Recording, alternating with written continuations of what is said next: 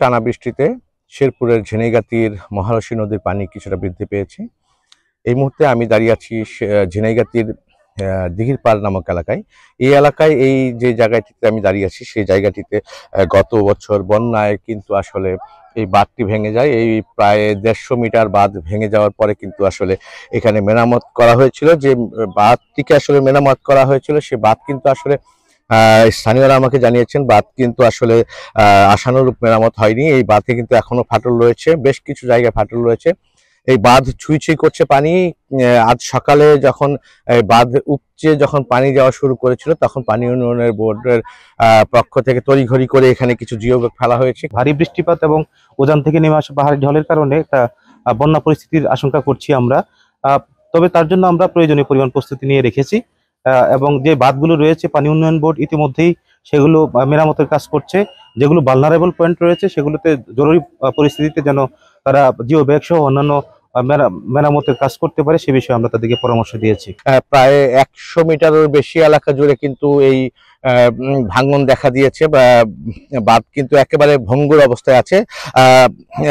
বাঁধ কিন্তু এখন যদি সামান্য কিছুটা পানি এপার থেকে ওপারে চলে যায় তাহলে কিন্তু আসলে বাঁধটি ভেঙে মুহূর্তের মধ্যে বাঁধটি ভেঙে যাবে। একটা বিষয় আমি আপনাকে জানিয়ে রাখি, বাঁধের এপারে কিন্তু আসলে অনেক নিচু জায়গা রয়েছে। এই নিচু জায়গাতে কিন্তু আসলে প্রায় 8 থেকে 10 ফিট গভীর রয়েছে। সেই কারণে কিন্তু আমাকে স্থানীয়রা জানিয়েছেন যে বাঁধটি যদি কোনো কারণে সামান্য পানি বাঁধটি গড়িয়ে ওপারে চলে যায় তাহলে কিন্তু আসলে এই বাঁধটি মুহূর্তেই ভেঙে সড়ক যোগাযোগ বন্ধ হয়ে যাবে। পাশাপাশি এই বাঁধের ওপারে কিন্তু আসলে অনেকগুলো গ্রাম রয়েছে। প্রায় এই বাঁধটা ভেঙে গেলে কিন্তু প্রায় 20টি গ্রাম আসলে পানির নিচে তলিয়ে যাবে এবং এমনটাই জানিয়েছেন আমাকে স্থানীয়রা। নদীর পাড় দিয়ে মনে করেন সবজি লাগাচ্ছে, সবজি টিকবো না। ওই দিহি মাটি দিছে, এই দিহি মাটি ফেলাই নাই, কারণ আগে দিলে পরে এইটা আর এখানকার যেহেতু একটা মাদ্রাসা আছে, সরকারি মাদ্রাসা, এটা তো সবারই দরকার। 3টা বাড়ি অলরেডি আগেই ভেঙে গেছে গা, তাহলে এটা আরো আগে সংস্কার করার দরকার আছে। স্থানীয়রা বলছেন আসলে খেতে কিন্তু এখনো ফসলের ক্ষেতে কিন্তু এখনো ধান কাটা অনেকের বাকি রয়েছে।